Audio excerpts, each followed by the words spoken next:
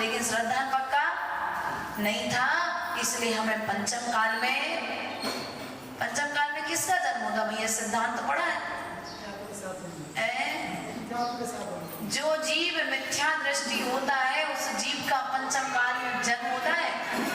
अब मिथ्यात्व को मिटाने के लिए हम पंचम काल में आए हैं, और यदि इस पंचम काल में हमने मिथ्यात्व को मिटा लिया तो छठवें काल में नहीं जाएंगे, और यदि मिथ्यात्व को नहीं मिटा पाए तो फिर हमें फिर से छठवें काल में, जहाँ पर छोटे छोटे एक हाथ के मनुष्य होंगे और भूख के कारण वे अपने ही गर्भ से जन्म हुए बच्चों का भक्षण करेंगे।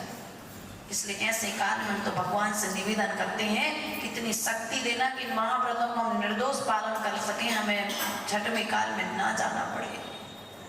प्रिय बंधु, दुख से डरोगे तो सुख की ओर जाओगे, पाप से डरोगे तो पुण्य कर पाओगे, और पाप से डरोगे नहीं तो पुण्य करोगे नहीं। इसलिए पाप का फल जान लो। किन किन ने पाप का फल भोगा है, सो पाप से डरना प्रारंभ करो। पापा से नहीं डरोगे तो चल जाएगा नामी, लेकिन पाप से डरना होगा। पापा से नहीं डरोगे तो एक परिवार एक समाज तुम्हें बुरा कहेगी, लेकिन यदि पाप से नहीं डरोगे तो 3 लोग के जीव तुम्हें बुरा कहेंगे, 3 लोग के जीव तुम्हारी निंदा करेंगे। 3 लोग में जितने दुख हैं उन दुखों को जाकर के तुम्हें भोगना पड़ेगा पाप के फल के कारण। इसलिए प्रिय बंधु, पाप से डरो,